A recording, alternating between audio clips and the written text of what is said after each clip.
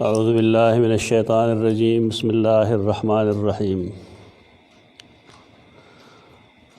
वइज़ क़ुल्ना लिल मलाइकति इसजुदू लिआदम फ़सजदू इल्ला इब्लीस अबा वस्तकबर व कान मिनल काफ़िरीन।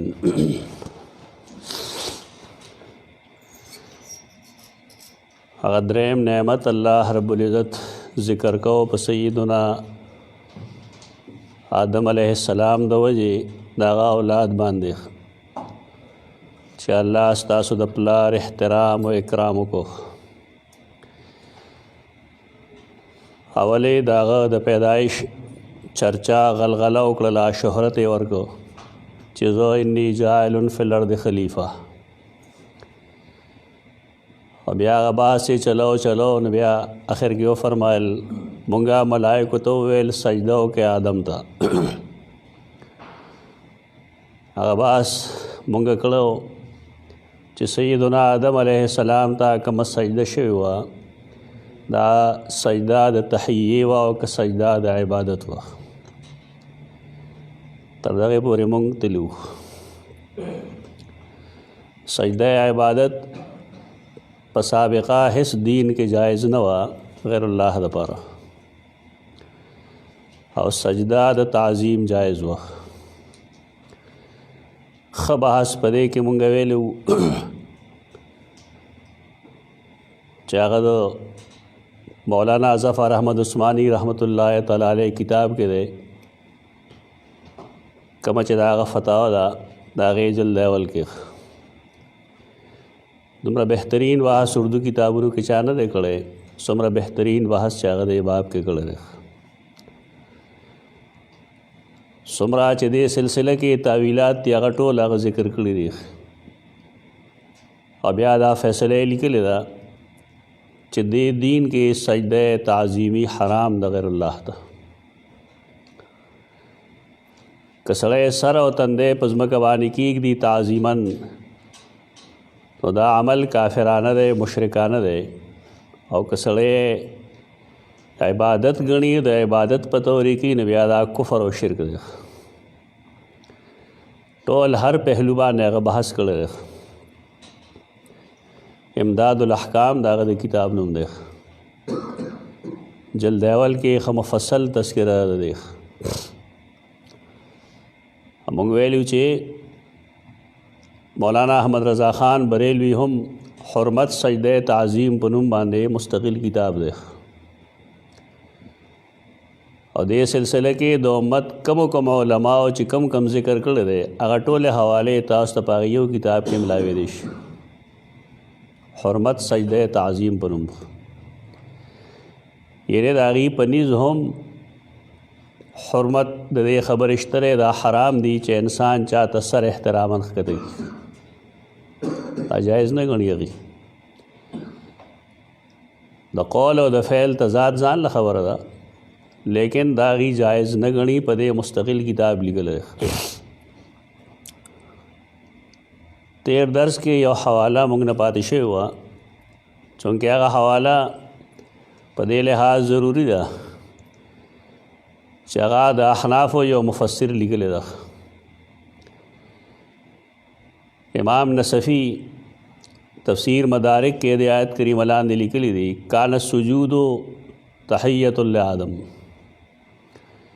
दा सजदा तहिय्यत आदम फ़ि सईदा दा ज़का चेज़ लौ कान लिल्लाहि लमा इम्तना अन्हु इब्लीस कदा सजदा इबादत वे न इब्लीस बदेन इनकार न वे करे तो इब्लीस द इनकार वजह अबा वस्तकबरा इनकार करे वजह इस्तिकबार रख खलक़तनी मिन नारिन व खलक़तहु मिन तीन वजह रख दा आदम ताज़ीम और एहतराम अगर न कवल वख्तल पदे वजह तावीला टोल दे वे जुमले सररत शू जिसोक दावी च दे क़िबला व अल्लाह ता सजदा दा टोल तावीलात पदे यो जुमले वाने रद की तक तावीलात दुरुस्त नहीं अगे नमा तेर दर्स के बहस कर तो ब्यावी वकान सुजूद तहियत जायज़न फ़ीमा मज़ा تیر زمانے کې سجدہ د تحیه جائز وا، سجدہ تعظیمی یعنی انحناء جائز وا. ثم نسخ بقوله علیہ السلام لسلمان رضی اللہ تعالی عنہ. بیا سجدہ تحیه والا دا د سیدنا سلمان ته چې کله رسول الله صلی الله علیه وسلم منع وکړه نو دا هغې نه وروسته دا ناجایز شوه، دا منسوخ شو. د د عبارت کې دوه خبرې دي. یو دا چې آیا سیدنا سلمان ته دا خبره کړې وه، نو دا قابل تحقیق ده. دویم دی چې کوم الفاظ وي نو هغه دا وي چې لا ینبغي لمخلوق ان یسجد لاحد الا لله تعالی. په دې الفاظ باندې دا حدیث وارد نه دی. هغه دا چې لو كنت آمر اسجد این یسجد احد لاحد، کما چرته حکم کولې چاہتا چې سجده دیو کی یو کس بل کستا، نو لا امرت النساء ما وخذت ویلو چا یسجدن لازواجهن. دا حدیث الفاظ دغه دي. دا الفاظ کم چې نقل کړي دا الفاظ ماته د حدیث کتابونو کې نشي ملو. ورکه زمون محض دې کې ضرورت او د خبره ته چې دا عبارت کم چې د ویل دی نو اصل تعلق دغه خبره سره دی چې مخکې امتونو کې دا سجده تحیه جایز وا، اوس دا سجده تحیه دا ناجایز ده، حرام ده. دلته ذیلی او بحث پاتې دی. هغه دا دی چې کومه ملائکو سجده کړې ده، فسجدو نو ټولو سجده وکړه. دا بحثونه ضروری په دی باندې دا غیر متعلقه بحث کاری، لیکن دا غیر متعلقه نه دا ضروری چې بهر دنیا کې عجیب و غریب فتنی ریخ مدارس و نه بهر چې ته لاړ شي نو تا ته به د مجالسو کې عجیب و غریب خبرې ملو شي. د هغې نه زموږ ملګري ناواقفه وي چې څوک اعتراض وکړي نو بیا پوهېږي نه. مونږ کوشش دا کوو چې هغه څیزونه ستاسو مخې ته راشي چې نه تاسو ناواقف یې، کوم نه چې واقف یې خو واقف یې، کوم ځای ناواقفیت ته نه ښودل پکار دي. د څه خلقو خیال دا دی چې صرف هغه ملائکو سجده کړې دا کم ملائک چې الله هغې ته اطلاع کړې وه چې انی جاعل فی الارض خلیفه. بیا چې چا ډېر وسعت کړی دی پای کې نو هغې دا وایي چې د اسمان ملائکو سجده کړې ده. نو بیا درېیمه ډله پکې دا وایي چې نه د ځمکې ملائکو سجده کړې ده، د اسمان هغې نه ده کړې او بالخصوص سیدنا جبرائیل او سیدنا میکائیل نه ده کړې. دا اصل کې د فلسفیانو او د متکلمینو بحث دی. معتزله چونکې متفلسفه او د خپل عقل اتباع کوونکي وو، دا یو سوال یې په مخه کړی دی چې انسانان غوره دي او که نه ملائک غوره دي. دا یو کلامي بحث یې پیدا کړی. نو هغې کلامي بحث کې هغې ته دا خبره راله چې که مونږ انسانان غوره وګڼو نو بیا خو به دا وي چې ملایکو به ټولو سجده کړي، خو ښکاره چې په انسانانو کې ګناهګار هم شته، ټول خو انبیا نه وي. نو دا څنګه مونږ تسلیم کړو؟ نو هغې دا قول وکړو، دی رد که هغې ویل انسان نه دی افضل بلکې افضل ملائک دي ځکه چې هغې ګناه نه کوي. نو دا تعویل هغې کړی دی چې صرف د ځمکې ملائکو سجده وکړه، د اسمان هغې یعنې جبرائیل او میکائیل نه ده کړې. دا ټولې خبرې به دلیل غواړي که نه سړی باسې بوس بادوي. دا خبرې خو ټول خلک کولی شي، نن هم عقل پرست دا قسمه خبرې کوي، خو سوال دا چې دا دلیل به غواړي که نه هسې د عقل په بنیاد دا حل کېږي. د اهل سنت والجماعت او د معتزلو په منځ کې حد فاصل څه دی؟ هغه دا چې اهل سنت والجماعت په هر یو څیز کې د قرآن و سنت اتباع کوي، دلیل نقلی ګوري. معتزله هر ځای کې دلیل عقلی ګوري، هغې نه تعبیر تاسو په دې کې کوئ چې تحلیل تحریم یا حسن قوه عقلی ده که شرعي ده. یعنی یو څیز ته حسین ویم په کوم بنیاد ویم، جایز ورته ویم په کوم بنیاد ویم، آیا د عقل په بنا ویم او که نه د نقل په بنا ویم. نو کم خلک چې عقل په سیزي دا معتزله دي. دا پخوانه خبره څه نوې خبره ونه ده. یعنی شریعت کې تحسین او تقبیح د عقلی نه دی، دا شرعي دی. شریعت چې کوم څیز ته بهتر وایي، کوم ته جایز وایي، کوم ته حرام وایي، هغه به شان جایز حرام حلالي. عقل کا تسلیمي او کنه تسلیمي. دې کې یو څلورم قول بیا کړی دی، هغه نور متفلسفه دي، د عقل ډېر پجاریان متصوفه. هغې وي چې ملائک خو به هر صورت د انسان نه غوره دي. مراد د دې نه د ملائکو نه هغه قوتونه دي چې هغه تابع وي د انسان. دا د صوفیاو قول دی. یو خو دې دور صوفیان دي که دا غریبان خو خبر نه دي، دا د ذکر اسکار خلق دی، دی ته دا څیزونه نه دي معلوم، دا کوم چې موږ وایو دې نه خبر هم نه دي. هغې دا قول کړی دی. بیا وایي چې چونکې دا ټول د انسان د خدمت دپاره دي، او چې د خدمت دپاره دي نو د کائنات یعنی اسمانونو کې نه ځمکو کې چې کوم ونې دي، بوټي دي، شګې دي، غرونه دي، دا ټول د انسان فرمان بردار شو. تفاسیرو کې دا قول شته دی چې تاسو ټول د آدم او د اولاد خدمت باندې ولګئ. دا یو تعویل شته دی، کتابونو کړی دی، زموږ درسونو کې هم دا تعویل کېږي. خدا سوچ نه کوي چې دا تعویل د چا دی. دا ټول تعویلات درست نه دي، دا نادرست دي، دا غلط دي. د غلطۍ وجه سره نص موجود دی موږ سره قرآن مجید کې. سورة الحجر کې آیت کریمه 13 او 1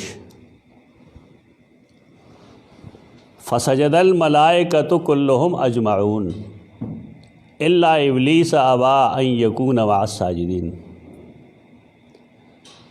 سجده وکړه ملائکو ټولو، څومره ملائک چې دي ټولو سجده وکړه،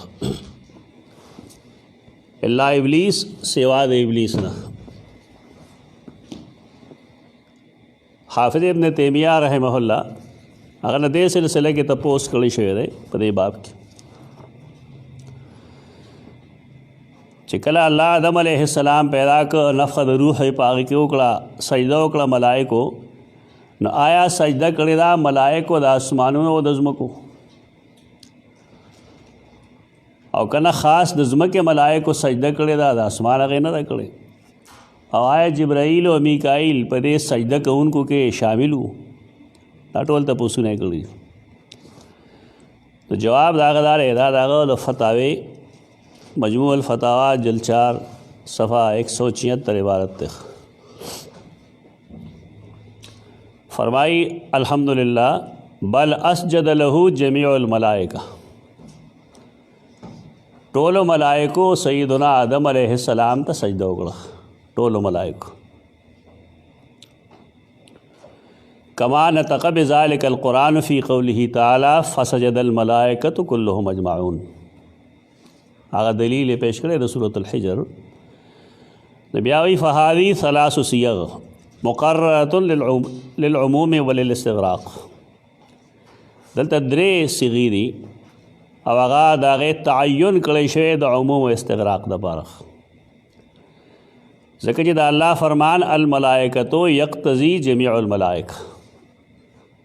کله چې الله فرمایي فسجد الملائکۃ، نو ملائکې د ځمکې او د آسمان تعین قرآن نه دی کړی، جمیع ملائک مراد دی. اسم جنس ده، اسم جمع ہے. فإن اسم الجمع المعروف بالالف واللام یقتضی العموم. الف لام چې راشي داسې اسم جمع کې ناغت تقاضا کوي د عموم. څومره ملائک چې دي سجد الملائک. بیا وی الثانی کلهم، یعنی قرآن مجید دلته څه فرمایي؟ سجد الملائکۃ کلهم، دا دویم تاکید دے پدے کے عموم دے. وهذا من ابلغ العموم. او الثالث قوله اجمعون، یعنی جملہ یو دا لیکن پدے کے درے سیزونه داسې دي چې هغه دا عام کوي، ملائکو ته شاملوي. وهذا توکید للعموم، دا د عموم تاکید ده. تر دې پورې دا کې مې جملې چې ده وایي د دې تلخیص تقریبا امام واحدی التفسیر البسیط کی لیکل ہے، خصورت الحجر لاندې لیکل ہے. یعنی دې کې ابن تیمیہ یوازې نه ده چې خلق دا وایي چې دا د صوفیاو دشمن دی، نو ځکه دی دا عبارت داسې وایي. دا قرآن نسته واضح. نو بیا وایي فمن قال انه لم يسجد له جميع الملائکه بل ملائکة الارض فقط، څوک دا وایي چې جميع ملائکو سجده نه کړې بلکې صرف د ځمکې کې ملائکو سجده کړې ده، فقد رد القرآن بالکذب والبهتان، د دروغ وې بهتان وې او د قرآن تردید وکړه. دا قرآن رد کول دي، رد د قرآن وکړه. وهذا القول ونحوه ليس من اقوال المسلمين واليهود والنصارى، دا قول دا کم چې خلقو پیش کړی دی دا عجیبه قول دی، دا نه د مسلمانانو قول دی، نه د یهودیانو دی، نه د نصاراو دی، مشهور دی، ملاحدو قول دی، بس مشهور کړی دی خلکو. وانما هو من اقوال الملاحدة المتفلسفة الذين يجعلون الملائكة قوى النفس الصالحة والشياطين قوى النفس الخبيثة ويجعلون سجود الملائكة طاعة القوى للعقل. دا ټول صوفیاء گئی. زمونږ پاکو هند کې سر سید احمد خان هم د دې عالم بردار دی، دا خبره هغه هم کوي، دا تفسیر راواله او تاسو واضح شي چې داسې قسم خبره کوي. دا د ملائکو د وجود نه انکار دا د مخکې نه روان دی، او دا غیر نرستو دې خلقو اکثر منکرین حدیث ملائک هغه شان نه غني څنګه چې مونږ غنو. کتابونه دی وګورئ تاسو، تبویب القرآن وګورئ، مفهوم القرآن وګورئ، لیکن د ملائکو دې سيزونو واره کې وا تدید علم وضاحت پروشي. بیا وی چې نحو ذلك من المقالات التي يقولها اصحاب رسائل اخوان الصفا وامثالهم من القرامطة الباطنية ومن سلك سبيلهم من ضلال المتكلمة والمتعبدة. ډیر گمراہ متکلمین دی او ډیر گمراہ متعبدین دی صوفیاء، هغوی هم دا قسم نظریات خپل کړي دي. دا بحث ضروری په دې باندې دی. دا صفحه خو ستاسو کتاب سره نه برابرېږي، بار کې دا 176 صفحه ده. دا کتاب ډېر مخکې سعودي ګورنمنټ چاپ کړو، ایوه مفت تقسیمو ورکو به. زه د مفت کتاب عادت نه یم، هغه ډېر غټ غټ لیکلی دی، جلدونه هم غټ دي، دا صفحې هغې سره سمون نه خوري. دا بل چا چاپ کړی دی، بیا مونږ دکان کې اخیستی دی. کم کتاب چې سړی په پیسو واخلي که نه بیا ګوري، او کم کتاب چې مفتو کې میلو شي نه هغه بیا مفتو کې ځي، که چا وړو نه ویړو. نو بار کې ما ته میلو شوی یو په دې باب کې ما نه راوړی، زه دې کې تصنع نه کوم، بناوټ والا نه یم، ماله دا خوند نه راکوي. زه کتاب اخلم خپل پیسو باندې لګو اخلم، قسطونو باندې اخلم خو اخلم. نو بار کې دا دارالکتب العلمیه دا هغې چاپ دی، او دې کې دا څلورم جلد کې صفحه 176 دی. دا بحث دلته ضروری دی دې لپاره چې تاسو د جدید شبهات او نواقف شئ، چې دا جدید ذهن والا خلک کم ځای نه وایي. خو دا اقوال چې تو وګورې هغه ابن عربي ته چې کوم تفسیر منسوب دی نو په هغې کې هم داسې قسم اقوال دي. تفسیر ابن عربي دوه جلده کې ملاویږي، اگر چې هغې کې د محققینو قول لا چې ابن عربي تفسیر نه دی. ما کتاب مناهج المفسرین کې ما هغې نه تفصیلي بحث کړی، چا سره هغوی ناکتی شئ یا علوم القرآن کې دویم جلد کې وګورئ، تفسیر چې کوم چپټر دی تفسیر هغې لاندې وګورئ، تفسیر صوفیاء د لاندې نو که مونږ دا وایو چې ابن عربي صوفي د هغه دا رایه نه وه نو خو ډېره ښه وایي، لیکن شاید چې دا څوک ثابت نه کړی شي، ځکه چې د هغه نورو کتابونو کې لکه فتوحات مکیه وغیره کې دا قسمه خبرې شته دی. نو هلته ما محتاط جمله ویلې ده، مگر ابن عربی کا اپنا دامن بھی صاف نہیں.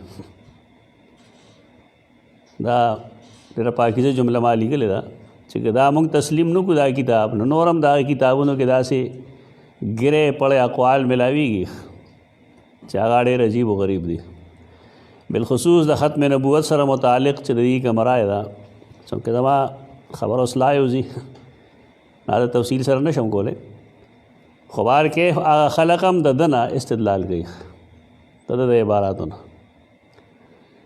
د هغې ته څه اشارې ما سلک الدرر کې کړي دي. نو بار کې ملائکو قرآن مجید نه معلومه شوه چې سجد الملائکتو کلهم اجمعون الا ابلیس. ابلیس کې هم پوره جګړه ده، بیا دا جګړه فیصله کول پکار دی، دا نه چې سړی بس بحث کوي، همیش دپاره بحث ته یو شي خو داسې مفصل شي چې د هغې بحث د هغې رایې یا تایید شي یا د هغې زړه ختم شي. دومره وخت چا سره نشته دی. پخوا به طلباو سره ټایم او په یو درس کې به لس کاله اته کاله تېرول، شل کاله، لکه کارونه د خلکو نه، اوس خو ټایم ډېر مختصر دی. نو د یوې نه بعضې خبرې زه مفصل کوم، ستاسو به خیال لري چې تاسو ته واقف یې، مس کې واقف به نه یې، واقف نه، بس یو شی اورېدلي فیصله سره به کوي، لا فیصله نه وي معلومه، نا معلومول پکار دی چې دی کې اصل فیصله سره. ابلیس باره کې اول خدا بحث دی چې دا لفظ عجمی دی او که دا عربي دی. نو دویم بحث بیا دا چې ابلیس د ملایکو نه او که نه دی د ځان له جناتو نه. نو بیا بحث دا چې دلته خو وینا نه دی شوې، د الله ابلیس استثنا څنګه صحیح کېږي، دا بحثونه کوي خلک. د دې بحثونو ضرورت تل هغې پېښېږي چې کله قرآن او حدیث کې صراحتاً یو شی نه وي، چې کله یو څیز نص موجود دی په یو باب کې، نو هلته کې سړي له خپل عقل د هغې تابع کول پکار دي. مولانا امین احسن اصلاحي رحمه الله یو ځای لیکلي دي، بلکې ما ته زباني مې اورېدلي دي چې عقل د انسان ټکرې خوري. دا کوم چې ځان ته نن د هغه شاګردان وایي که دی له پکار دی چې د خپل کتاب استاد کتاب پوره وګوري، پوره یې نه یې کتلي، استاد د بدنامۍ باعث جوړېږي. عقل ټکرې خوري، ده ته چې د وحي رڼا نه وي دی کامیابېدی نه شي. کم کسان چې ځان ته د هغه شاګردان وي او دا ګمراهۍ خوري، د هغې اصل وجه دکه ده چې هغوی د خپل استاد کتاب نه دی کتلی، هغه داسې تعقل پسند نه دی، بلکې ما د هغه نه اورېدلي هم دي او د هغه تحریراتو کې لیکلي هم دي. هغه دوه خبرې دي پای باندې زه نه پوهېدم، کتاب کې هم لیکلي، کتاب خو ما ته نه دی یاد چې کوم ځای لیکلي. دا مولانا فراحي رحمه الله دغه استاد دی. هغې ما د خپل استاد نه تپوس وکړو چې ته د ګیرې دومره اهمیت بیانوې دی که څه چل دی؟ دا سنت عادي دي، مجموعه کې لیکلي، ما اورېدلي زباني ته چې د ګیرې دومره اهمیت بیانوي، شاګردان یې څه وایي؟ دا دي بس د عربو رواج دی، دا ثقافت دی. استاد خبر ولې نه کوي، هغه وکړه خلکو ته. هغه دا وایي چې ما خپل استاد ته ویلو فراحي صاحب ته چې دا د ګیرې څه اهمیت ده، څه شی دی؟ دویم مې دا کړو چې ته ما ته ګیټۍ ښکاره ساته، ګیټۍ ښکاره ساته دی که صرف. خیر هغه وایي استاد موقع کته، یو موقع کې اشعار داسې راتلل د صد الله خبرې رالی او بیا د عربو ثقافت او تمدن، نو دا معلومه شوه چې ای به ځان پسې صادر یا د هغې لنګ به هغې پسې راښکې شو. خو چې کله هغه مونږ وویل، هغه اشعار وویل، د استاد ما ته وکتل، استاد ما ته پوه شوم چې دا خو زما د خبرې جواب ملو شو. نیما قینچي راواغسته هغه مې پیسې پرې کړې. امین حسن اصلاحي رحمه الله داسې سړی دی چې زه پوه شم په دې باندې چې دا خو د عربو د متکبرینو د تکبر علامت دی او اسلام موږ له یو جدا تشخص راغی. د دې وجه نه ما درځي مرضي لا ونه وړل، بخپله مې قینچي راواغسته پرې مې کړې. ډېره موده مې پرتوګونه همدغه شان اغوستل. ډېر ساده سړی و خو ډېر قابل سړی و. اختلاف ځان له خبره ده، په ډېرو امورو کې به ورسره زموږ اختلاف وي، لیکن حق حقي او باطل باطلي. دغه جواب ملو شو. بیا د ګیري په باره کې ما ته څه علم نه و. استاد موقع کې یو ځلې بار تللي وو، موږ چکر له ډاډې ما چوي خلک اچوي که نه ډاډې یو څه بل څه. یو ځای ایره پرته وه، هوا هم چلېده. استاد هغې ایرې نه لږه ایره راواغسته او داسې هوا کې ونوسته. ما ته یې ویل چې دا ایره چې کوم ده داسې ولې ځي، داسې ولې نه ځي، دا څه کوي، دا سمت ښیي ما ته.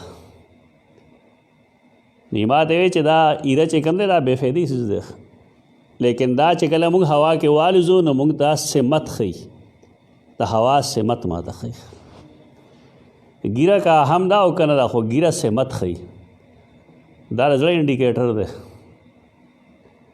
دا د زړه رجحان ښیي چې دا کم طرف ته. دومره د عقل خبره تا بل چا نه اورېدله؟ شاګردان یې څه وایي؟ دا جی سنن عادیه دی. اوس سنن عادیه دی نو په دومره انبیاو کې یو نبي هم بېګیرې نه و. او د نبي کریم صلی الله علیه وسلم په صحابه کرامو کې یو هم داسې نه و چې هغه ګیره خرېلی. دا ګپې شپې خلک دین سره نه لګوي.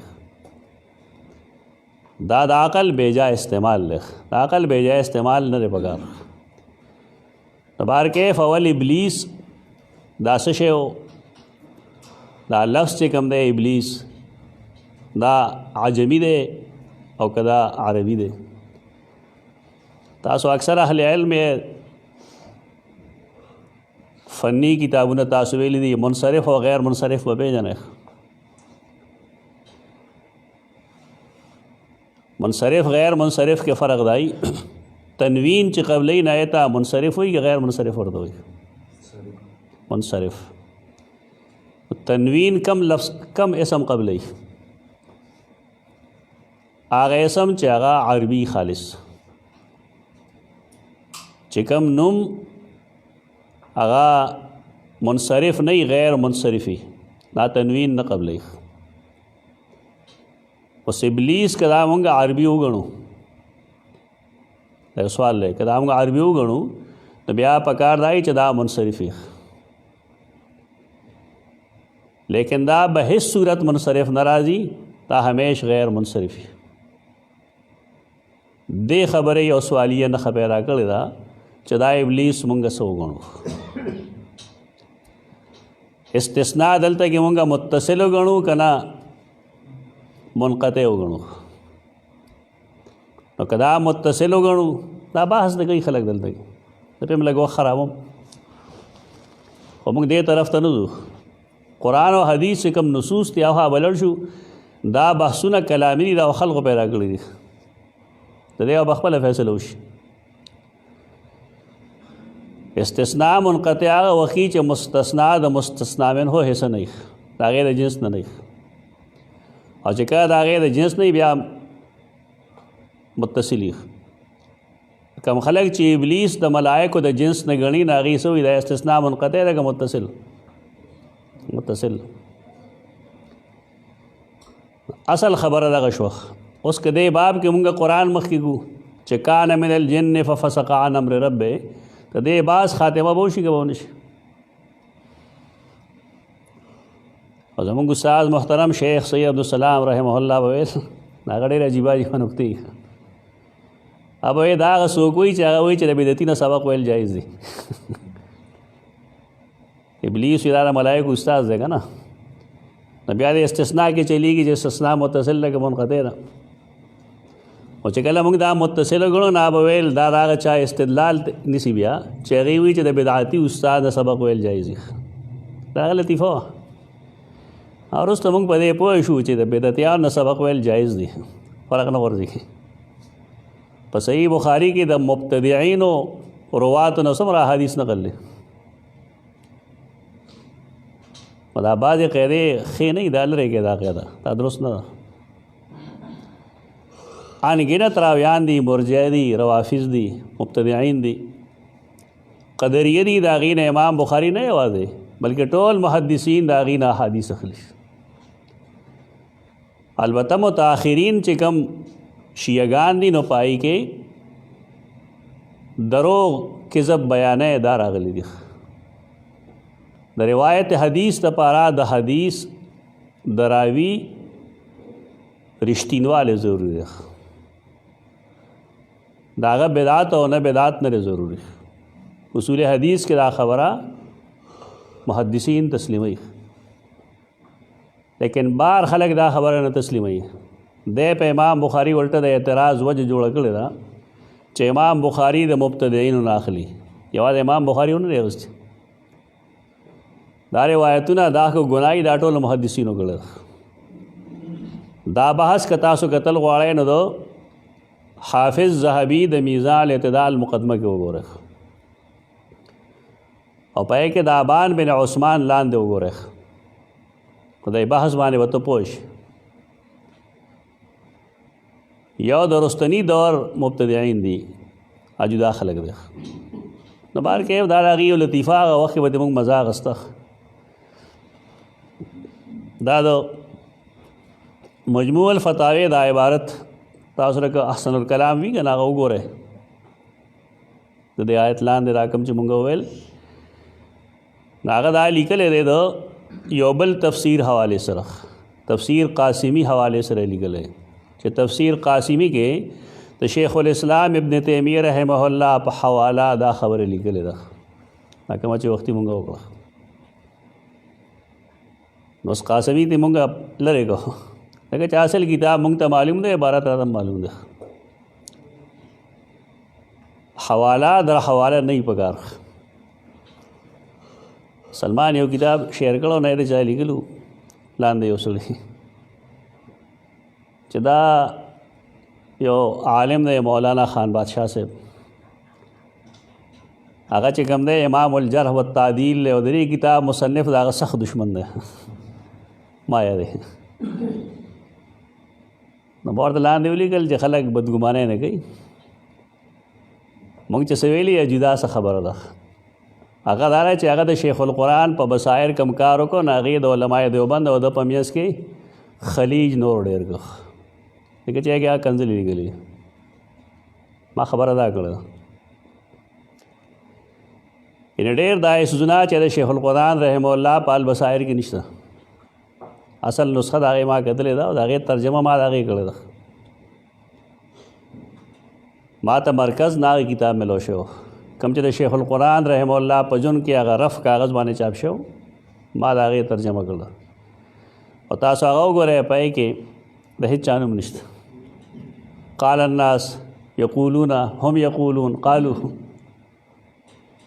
او د خدا ظلم کړی چې هر ځای کې رئیس المشرکین رئیس المبتدعین دا چې سړی لیکي او دا یو مخالف لته ورکې نو ته د هغې اصلاح کوې که نه د هغه نور ګرمی ما سره خپل تحفظ لیکلی کنځلې مې نه دی کړی او دویمه خبره ما دا کړې ده چې په کار داري چې انسان حواله لیکي چې د حوالې لیکلو چل ورشي مثلا یو حدیث لیکلی دی انما الاعمال بالنیات وانما لکل امرئ ما نوى دا تقریبا د حدیث په هر یو کتاب کې موجود دی چې یو سړی هوښیاري محققي اصول بحث و تحقیق ناغه واقفي نو دا کار بدایي چې اول دی کې د صحیحینو حواله ورکړي صحیح بخاري صحیح مسلم یا ورستو راځي چې کله یو حدیث په صحیحینو کې موجود دی به دغه کافي دی د صحیح بخاري او صحیح مسلم حواله تا ورکړه د بلې حوالې ورکولو ضرورت نشته ځکه دا امهات الکتب دي دا اوریجنل سورسز دي د بل کتاب ضرورت نشته لا به نیمې صفحې پورې محض دې دپاره چې ما سره ډېر شي کتابونه دي د مشکات حواله به پکې ورکړي. مشکات خو د حوالې کتاب نه دی، ما دا علمي خبره کړه.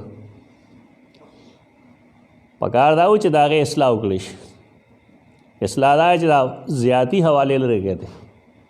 دا مشکات د ټول نه مخکې لیکلي او صحیح بخاري به ټول نه وروستو لیکلي. چې خپل مرګري ته لار ښیي نو هغه باندې هغه هم بدولوي. خو تا ته لار ښیو چې ستا کتاب پورې موږ نه خلک ورپورې خاندي چې دا څنګه سړی دی.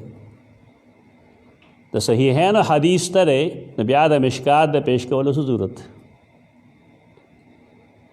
نو بار کې به خو بیا چا مټو کو نیم خبر دی. دا دروغ وایي خلک. د کتابونو دا نشاندهي موږ صرف دې لپاره کوو چې اصل ځای ته ورسې. تفسیر قاسمي لیکل کړي دي د ابن تیمیه حوالې سره او اصل کلام کې لیکلي تفسیر قاسمي حوالې سره. نو ما ته علمي خبره وکړه چې تفسیر قاسمي پرېږده، هغه اوس وفات شوی دی، لسته کاله شوي. ابن تیمیه عبارت ستا مخې ته ما کېښود هم دقه عبارت دی. که یو سړی د اصل الکلام سره اخلاص کوي نو پکار دی چې دی په هامش دا ولیږي چې دا عبارت د مجموع الفتاوا په 4 جلد کې فلانې صفحه باندې ده. ځکه چې هر سړی د سند علو غواړي که نه، عالی و سند چا دی وایي. دا علمي خبرې مونږ کو خلک دا په دشمنۍ اخلي، لیکن دشمني مقصد دی والله بالله ثم الله نه چا د علم مذاق اړول دي. خو مونږ وایو که اصلاح وشي نو ښه به شي. یو کتاب ټول ټال د هغه 15 صفحې کتاب وایي، په هغې کې به زما په خیال چې اصل متن 12 صفحې یا 14 نور ته شي حوالې هېڅ بېس. نو دا فایده نه کوي. بس نو د هغې بوج بیا په خریدار راځي. ابلیس کې اول دا خبره ده چې دا عجمي دی که دا عربي دی. آیا دا د عجمین راغلی که دا د عربي خپل لفظ دی؟ نو دې کې د مفسرینو په منځ کې یو خبره هغه ده کومه چې د عام مفسرینو ده. عام مفسرین دا وایي چې دا د ابلاس نه مشتق دی. بیزایی وغیرہ تاسو ګورئ دا به د ابلاس نه تا ته مشتق ښیي. جلالین ګورئ، خازن، معالم التنزیل، مدارک وغیرہ. بلکې هر سړی هر مفسر و تقریبا تا دا خبره لیکي چې دا د ابلاس نه ماخوذ دی، مشتق دی. بیا به دا وایي چې دا لفظ عربي دی. د ابلاس معنی څه ده؟ د ابلاس معنی الحیرة والیاس، تحیر، ناامیدي. ابلیس ته ولې ابلیس وایي؟ دی د الله د رحمت نه ناامیده شوی دی. یو خدا خبره. د دې بالکل اپوزټ بله خبره ده. هغه دا ده چې دا لفظ چې کوم دی دا عربي نه دی، دا عجمي لفظ دی. دا رائے د چا ده؟ دا د صاحب کشاف رائے ده. صاحب کشاف هر څه چې دی معلومه ده تاسو ته، لیکن د دې خبرې تعلق نحو، صرف، بلاغت او معانی سره دی. په دې وجه د نور مفسرینو په مقابله کې د هغه دا رائے به راجحي، مرجوح به نه وي. د نور رائے به مرجوحي په دې باب کې. هغه وایي دا نمونه دا کوم چې موږ وایو ابلیس، یعقوب، اسحاق وغیرہ دا ټول عجمي الفاظ دي. دا عجمي اسما دي. دومره دا چې عربی ته راغلي دي، عرب استعمالي. او دې وجه نه قرآن کې دا غیر منصرف استعمالي. لنډه خبره ده که اوس په دې کې نور بحث ضرورت نشته دی. په دې کې د منځ یو قول دی، هغه د ابن جریر رحمه الله قول دی. اچانه یې لوستی د دې آیت کریمه لاندې هغه لیکلی دی کوم چې مونږ وایو چې الا ابلیس، ابلیس سجده ونه کړه.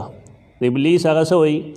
هغه وایي ابلیس چې کوم دی دا عجمي لفظ دی، لیکن چې کله دا عربی ته راغی او عربو هضم کو نو دا د ابلاس نه مونږ ویلی شو یعقوب د عاقب نه ویلی شو، یوسف د اسف نه ویلی شو. استاد ذهن کې اول سوال دی چې بیا غیر منصرف ولیدي، خو د هغه جواب دا چې چونکې دا لفظ بنیادي طور عجمي دي، په دې وجه عربو خدا خپل کړل، خو دې سره سلوک د عجمه وکړ. دا ټول نه بهترین قول، یعنی عجمی الفاظ سره چې هغې کوم کار کوي نو هغه ورسره وکړو، خو لیکن اوس دا الفاظ چې کوم دی دا د ابلاس نه او د عاقب نه او د فلان نه او د فلان نه ماخوذ دي.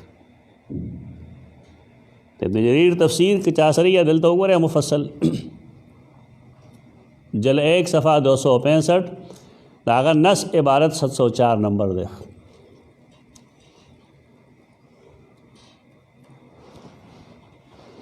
په دې سلسله کې ګڼ روایتونه د سعید بن جبیر، قتاده، مجاهد، سیدنا عبداللہ ابن عباس، سیدنا ابن مسعود د دې نه ګڼ روایتونه نقل دي چې ابلیس لفظ چې کوم دی دا څه شی دی، دا عربي دی، عجمي نه دی. ابن جریر دلته کې تقریبا 8 اسانید لیکلي دي. ما د هغې هر سند نه بحث کړی دی، هر سند کوم چې هغه پیش کړی دی هغې نه ما بحث کړی. د هغې مرکزي راویان چې کوم دی هغه دوه دي، محمد بن حمید رازی او سلما بن فضل الابرش. دا دواړه راویان داسې نه دي چې موږ د دې د وینا په بنیاد باندې څه خبره تسلیم کو، ځکه چې محمد بن حمید رازی کذاب و او سلما بن فضل الابرش داسې و چې محدثین لیکي چې موږ دنا حدیث اغستو، لیکن موږ ته ادک کې ضب بیانی ښکاره شوه، نو موږ د رې نه هغې ووتو چې دا حدیث ټول موږ پرېښودل ومغورځول. یو دریم راوي د دې په منځ کې دی، هغه ته بازام وایي. محدثین دا وایي چې کنا شعبه وایي کنا نسمیه دروغزن، موږ هغه ته دروغزن وایي، دروغجن چې ورته موږ وایو دروغزن فارسی لفظ دی، موږ به هغه ته دروغزن وایي بازام. تو دې سلسله کې چې کوم روایتونه عبدالله ابن مسعود ته یا عبدالله ابن عباس رضی الله عنهم ته یا مجاهد، قتاده، فلان فلان ته منسوب دي، نو هغه ټول احادیث د هغې محور دغه 2-3 روات دي. ابن جریر د هغې هر سند لیکلی دی، قول یې کړی دی بېشک، لیکن د متقدمین یو طریقه ده، په دې خلک داسې نه کوي چې اعتراض شروع کړي، د هر چا خپل یو طریقه وي. زموږ د علاقه کې دا طریقه ده چې قرآن خلک ترجمه وایي که نه، مونږ هم په خپل هم داسې کوو، تاسو هم کوئ چې کله قرآن در ډېر پاتې شي او دورې تفسیر کوئ، تا د قرآن متن وایې، قرآن متن خو څوک نه وایي، په لګیایي په سره ترجمه کوي پښتو، دې ته قرآن ویلی شي. دا د وخت یو ضرورت دی بس. خو اوس که سبا سړی دی نه یو قاعده جوړه کړي چې زه به دې قرآن متن نه یم ترجمه به کوم، نو دا به دولال شي. یا که یو سړی سبا راځي او په دې اعتراض کوي چې تاسو د قرآن متن نه وایې ته ترجمه یې کوئ، نو دا اعتراض په کوم صورت حال کې کېږي؟ دا په هغې صورت حال کې کېږي چې کله سړی واقف نه وي، د وخت د کمي د وجې داسې کېږي. اوس دې خلقو باندې اعتراض دی، ابن جریر طبری باندې اعتراض دی د موجوده خلکو، غټ غټ کتابونه یې لیکلي چې ابن جریر طبری شیعه تا یا سنی، غټ غټ کتابونه یې لیکلي، پرویزیان هم لیکلي دي، د اهل سنت والجماعت مدعیان هم لیکلي دي، غټ غټ کتابونه پروفیسران دي. او د هغې محور دا دی چې دی چې کوم اقوال لیکي نو هغه ټول د روافض وي. دا بیچاره دی نه واقف نه دي چې محدثین کله حدیث بیانوي او مورخ تاریخ بیانوي هغې دپاره هغه سند لیکي. پخوا چونکې علم الجرح والتعدیل، علم الاسناد دا عامو، په دې به هر سړی پوهېده هر طالب علم د دین به پې پوهېدو او چې کله به خلکو ویل چې بازام عن بازام نو خلک به پوه شو ترخ به یې مونږ چې دا څه حدیث به د سند هغې دې دپاره لیکه وه چې خلکو ته پته ولګېږي اوس خلکو ته دا پته نشته چې د سند څه اهمیت دی نو دوی د سند هغه اهمیت پرېښودو په دې اعتراض کې دا آخر ولې لیکه لکه اعتراض یې دا چې ولې لیکه نو وایي ته ولې قرآن داسې وایي چې ورسره متن نه وی ستا نه که مونږ تپوس وکړو ستا به څه جواب وي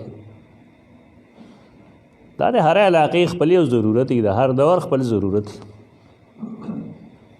دا فرق هم مه کوئ چې ابن جریر طبري مفسر جدا دی او مورخ جدا دی دا دروغ دی که زه بیانې نه ځان وباسئ په دې ځان مه دوکه کوئ که نور څه نشئ کتی میزان الاعتدال راواله محمد بن جریر بن یزید وګوره محمد بن جریر دا بل وګوره هغه دواړه لیکلي دي او دا هم یاد ساته چې محدث مفسر مورخ دا درې واړه یو سړی دی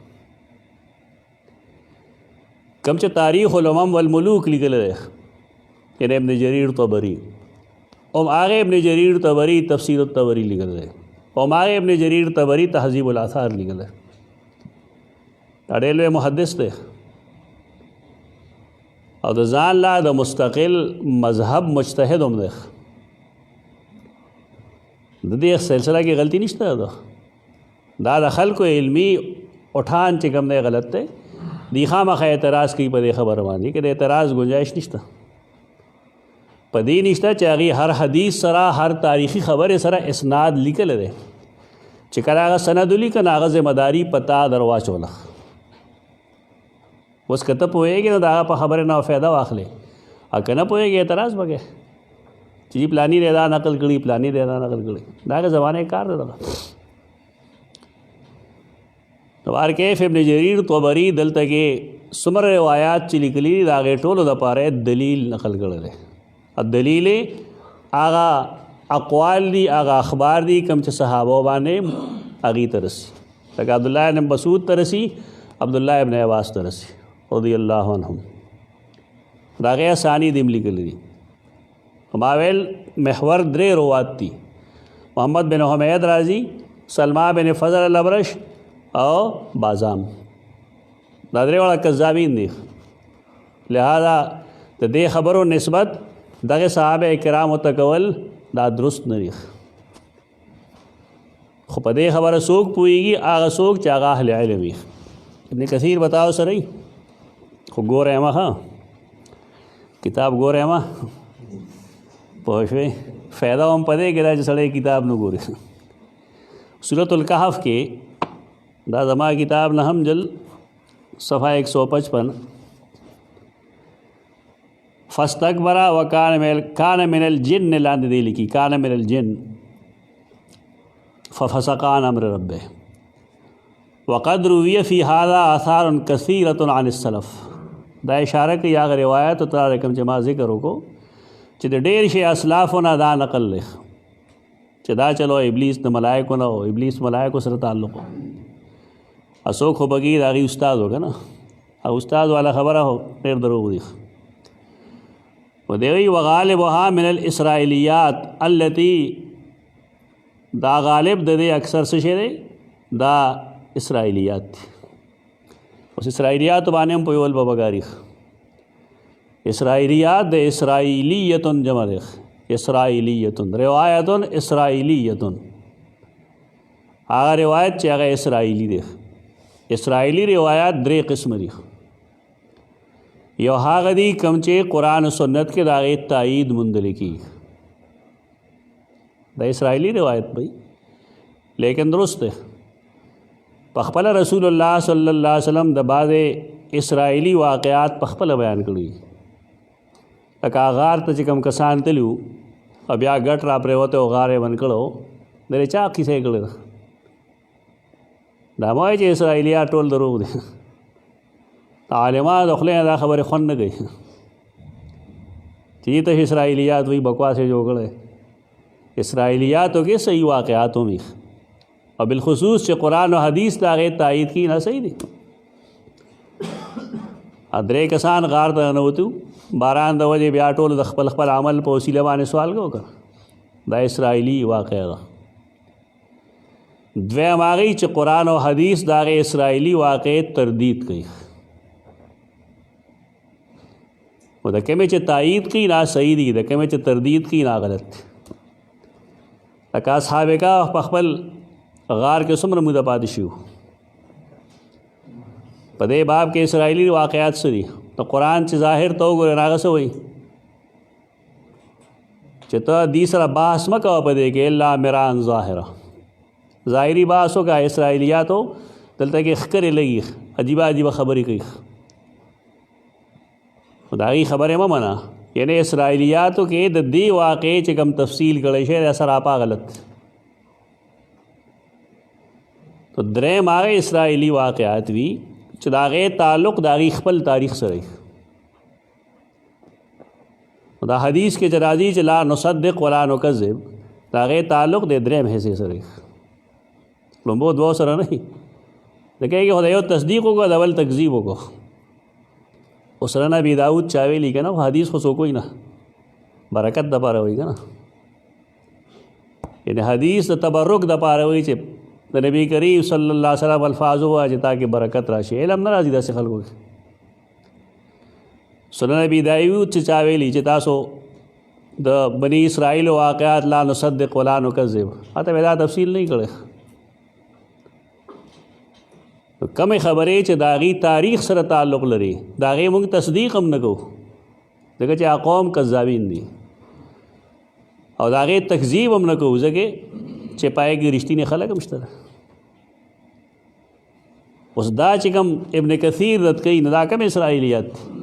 دا هغه اسرائیلیات دي چې دا مونږ رد کوو. د رد کولو وجه دا ده چې قرآن مجید کې د خلاف موجود دي، احادیثو کې د خلاف موجود دي.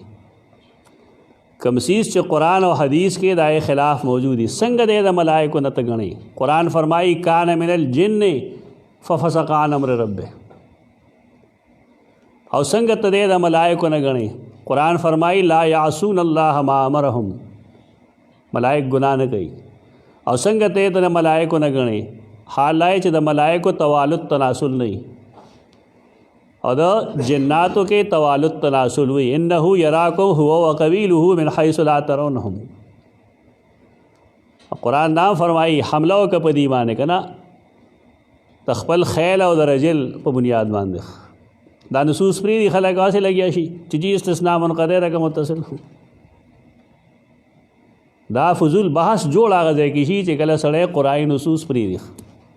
ته دې بحث دلته فایده نشته، بل ځای وچېړه شاگردان ته استثناء منقطع متصل ہے نہ بل دے ورته وخی دلته ورته مخی دلته نص موجود دی. چې کله نص موجود شو د دې خبرې نو بیا دا خبرې وکړه. نو بار کیف دا بحث زمونږ فیصله په دې باب کې دا ده کم چې د متقدمینو ده چې ابلیس دا د ملائکو نه نو، ملائکو نم نو، خو آیا دی د ملائکو استادو؟ د سورة الکهف د آیت لاندې ابن ابي حاتم خپل تفسیر کې لیکلی دی، د حسن بصری قول لیکل دی قاتل الله اقواما، الله د خلق تبا کی چې هغې دا وایي چې ابلیس د ملائکو نو، دی د ملائکو نه نو. اسې د عامو تفاسیرو کې لکه تفسیر در منصور کې دا لیکل دی، خو تفسیر در منصور هغه داسې تفسیر نه چې پای مونږ حواله ورکو. دا حافظ سیوطي کتاب دی، حافظ سیوطي رحمه الله جامع د کتابونو علم جمع کوي، خو هغه وچ او لوانده جدا جدا نه کوي، حق او باطل جدا جدا نه کوي. بس کم شی چې ملو شو نه هغه ولیکي. در منصور کې سند هغه نه لیکلی، تفسیر الدر المنصور کې سند نشته، صرف آخری راوی د چا چې نقل کوي د هغه تذکره وایي. خو د حافظ سیوطي او د مجاهد په منځ کې څومره سوونه کاله دي، دته په کم سورس باندې دا خبره ملو شوې ده هغه نه ذکر شوی. په دې وجه محققین در منصور نه فایده اخلي. خو وګوري چې دا خبره کم ځای کړې ده چا کړې ده هغې نه رسو د هغې نه فایده واخلي چې د چا کار تحقیق نه وي نو هغه قضا فی الدر په تفاصیلو کې چې قضا فی الدر راشي که نه د هغې نه مراد در منصور وي فقهي کتابونو کې چې راځي قضا فی الدر د هغې نه مراد در مختار وي در مختار کې هم بې بنیاده خبرې لیکي بلا حواله او په در منصور کې هم بلا حواله خبرې لیکلي د صحیح مسلم مقدمه چې چالوستی چې الاسناد من الدین ولولا الاسناد لقال من شاء ما شاء نا سړی بچاره دا کارونه کوي په در منصور حوالې مه ورکوي در مختار هم د حوالې کتاب نه دی مولانا عبدالحی لکھنوی د الجامع الصغیر باندې څه کار کړی دی د امام محمد چې کوم کتاب دی الجامع الصغیر هغې باندې د هغه کار دی النافع الکبیر د هغې نوم دی څه ته لوست هم دی لیدم دی نه پیدا کې ځان له کراچۍ کې چاپ شوی اوس غالبا ډېر ښه چاپ شوی دی النافع الکبیر علی الجامع الصغیر هغې کتاب شرح تمخ کې هغه یو مقدمه لیکلی ده هغې مقدمه کې هغه د متقدمینو په حوالې لیکلي دي چې مختصر کتابونو باندې به فتوا نشي ورکولی مختصر کتابونو باندې به فتوا نشي ورکولی کم کم کتابونه مختصر دي لومبی لیکلی کد در المختار په در مختار به فتوا نشي ورکولی دا زموږ د دور خو دغه شی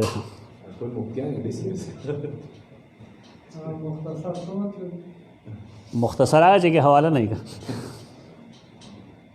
دلیل بګې نشته بس خبره ویې لیکلي اوس دلیل دا به دلیل بګې نشته اصل کې دا چې مونږ علما یا مفتیان نه پیدا کو مونږ صرف نمونه پیدا کو یو سړی دی پی ایچ ډي دی ډاکټر دی دی څومره پورې پوهېږي دا یوازې د مدارسو حال نه دی هر ځای کې دغه بدحالي ده مونږ صرف سرونه شمیرو د فایل خېټه ډکو چې ما سره دومره کسان دي کال کې 10 علما تیار شي خو د واقعي علما وي 10 مفتیان دې تیار شي خو مفتی خلک خپه شي په دې باندې که مفتی هو مجتهد نه مفتی لپاره څومره چې موږ معلومات کړي دي د ابن صلاح په کتابونو کې د حافظ سیوطي په کتابونو کې یا د نورو افتا په کتابونو کې نو مجتهد مفتی چې کوم دی مجتهد دی او مجتهد دپاره شرط اولین دا دی چې هغه قرآن باندې ښه عبور لري بیا دویم دا دی چې هغه حدیث او سنت باندې عبور لري دریم دا چې هغه د اجماع د ټولو فیصلو نه آګاه وي څومره مسایل باندې چې اجماع شوې ده چې د هغې نه هغه آګاه وي په دې دریو شرطونو باندې ما ته وښایې بیا چې ستاسو ملک کوم یو کس مفتي ده موږ نو خلک خپه شي په دې باندې یو کس دلته راغلی افتا سو کورس یې کو مقاله لیکله ما ته بدونه تپوسو کې مې تار به کې سره مقاله لیکي پاکستان کې اوسېږي دا زموږ تجربه ده عرب پښتانه خو په عربی نه پوهېږي اردو کې ولا ولیکه یا په پښتو کې ولا ولیکه اسې خبرې کېدې نو ما یې تپوسو کې مې دا قرآن مجید ویلی دی نه نو دا څنګه مفتي لکه اصول خو تاسو دا ښیې چې د افتا اصول یا د شریعت اصول څلور دي نو اول به یې کې څه شی دی کتاب الله د کتاب الله له اوس ګوتې نه وړي تاسو یو فتوا وګورئ د هر چا د مدرسې چې ګورئ په یې کې به د قرآن آیت نه وي هېڅ قسمه حدیث ته به اشاره نه وي هېڅ اجماع د امت ته به اشاره نه وي در مختار باندې به حواله اوس کا بیشتر اور ہم لاکھو آپ کے مسائل اور ان کا حل ہاں مداو د ځانه جامع وباسل لي اصل دا موږ له سم مفتیان دی ارکی ها څنګه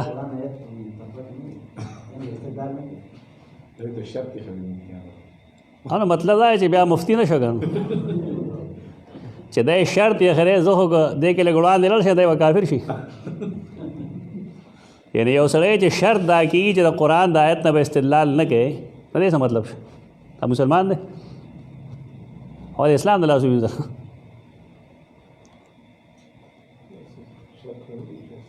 نه غلطه ده دا خبره غلط ده داسې به یا یي نه دا به نه وي داسې ایک نمبر باندې قرآن لټوي دو نمبر باندې حدیث او تین نمبر بیا نو خبرو ته صحیح چې دې خو به خبره څه پالو کوي نه مسله اصل دغه ده که نه چې فالو کېږي نه که دا فالو شي نو خبره سمه ده نو بار کې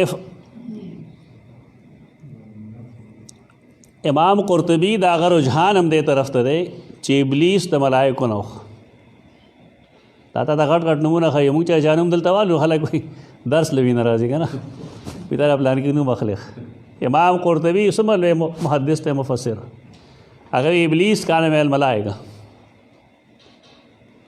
قول صحیح دی که غلط دی غلط د نس خلاف چې راشي بیا خلک هغې ته صحیح نه وایي دا نس خلاف دی کان من الجن ففسق عن امر ربه تاسو چې هغه وایي خو اوټ پټانګ خبرې دي عقلي خبرې چې قرآن سر پوهېدو که نه ته مفسر نور ټول دا خبره قرآن کې یاد صریح موجود دی دا بل څه شی وشي که نه دا شی وشي چې کله کله د څنګه تاسو کوئ چې ستاسو د استاد قول تاسو نه پرېږدئ داسې دا مرض خو خلکو کې موجود دی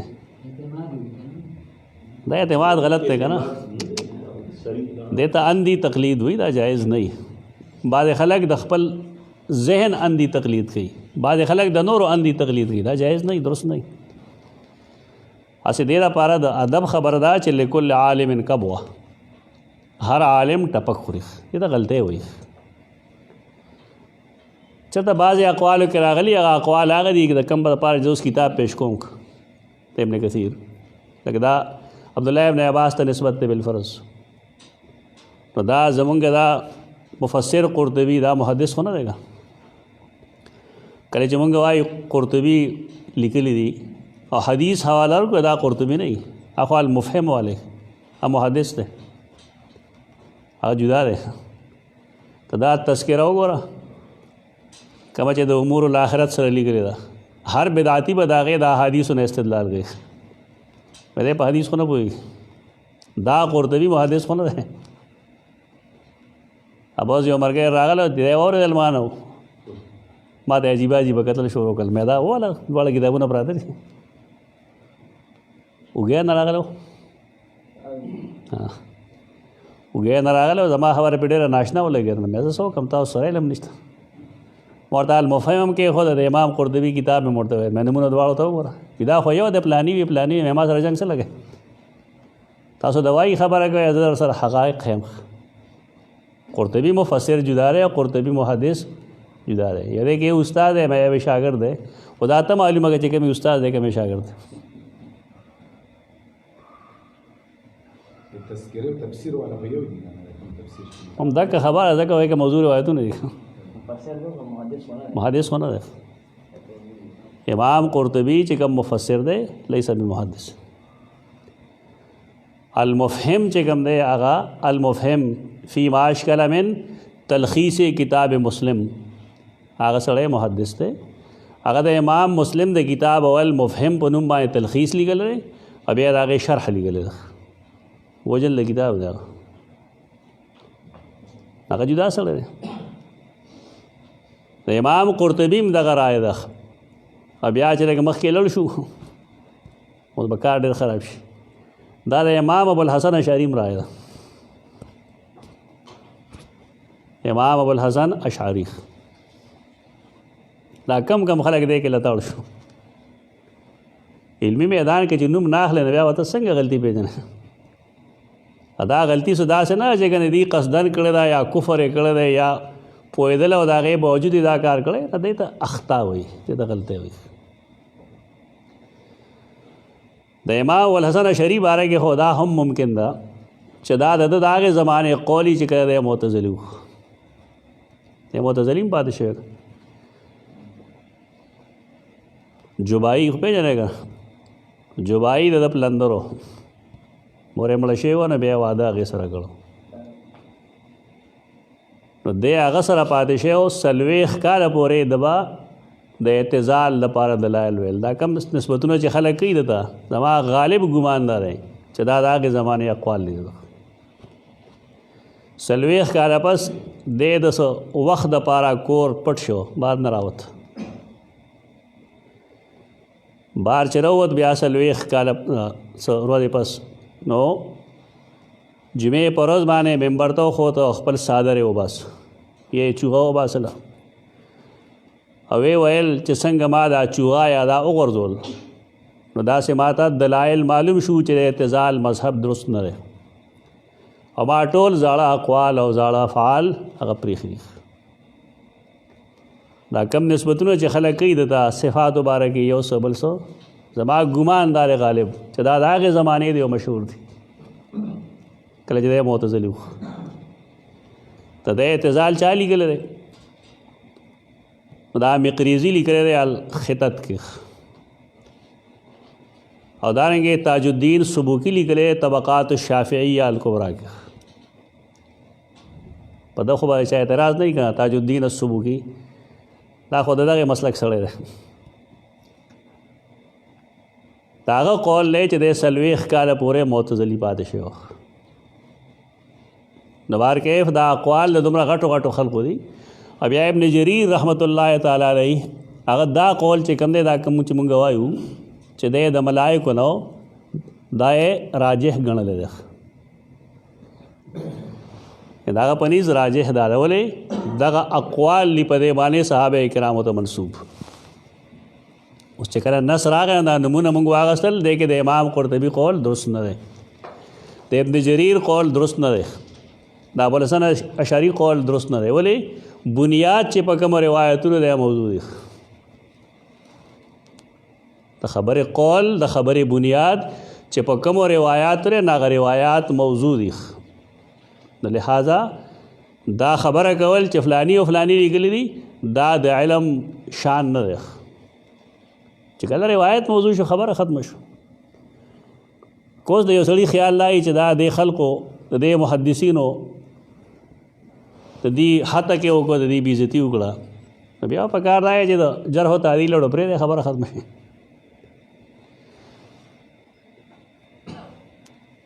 دوباره کې خدا معلومه شوه چې د جناتو نو پیریانو نو. ابن کثیر لیکي چې دا اسرائیلیات دي او دا مونږ ته منتقل شوي دي لینظر فیها چې دې کې مونږ سوچ وکړو. دا مطلب نه چې بس راغلی ته نقل کړ.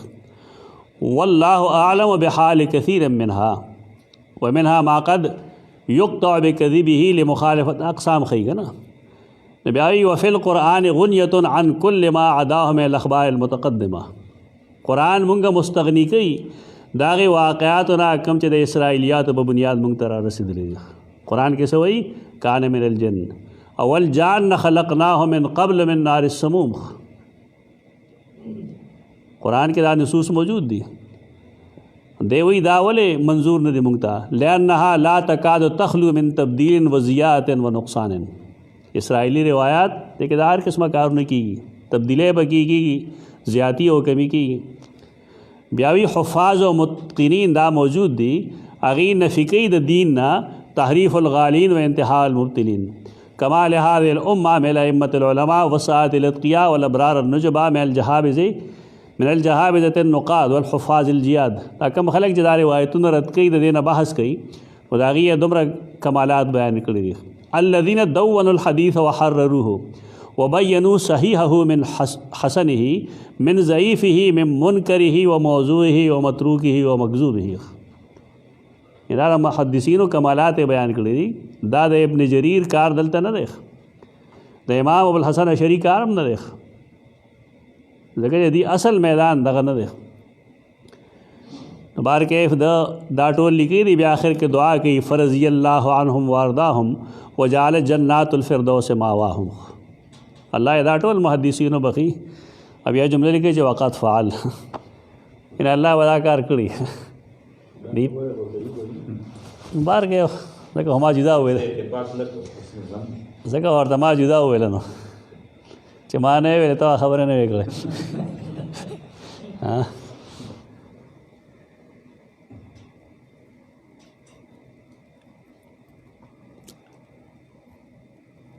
عبدالله ابن عباس تا روایت 5 طرق سره نقل لخ منصوب دی مالک ری ټول دلته کې تاسو کو ګوره دی کې او زما کتاب د شاید تاسو سره وي او کتاب قتل هو ساجو کتاب کې دای چې نه وګورو بار کې ابن ابي حاتم قول چې کوم دی وخت شو د پدینن سیمانه چې سلمان روړو او دی امام ابن ابی حاتم قول چې کوم دی داغه وم جل کې دی تفسیر کې 2366 صفحه نمبر ده صفحات سر نه مسلسل دي کنه نوار کې هم دینا واقف شو چې دا ابلیس چې کوم دی دا د ملائکو نه نو او سجدا ټولو ملائکو کړی دا خوا کاغه د زمکیو خوا کاغه د اسمانو ټولو ملائکو سجده کړی دا او سجده آدم ته کړی دا نه کې الله ته اقول درست نه ده سجده آدم ته کړی دا او سجده څه شی او سجده د تحیه و تعظیم شاید د بحث باندې نور ضرورت نشته. اقول قولی هذا استغفر الله لكم ولسائر المسلمين.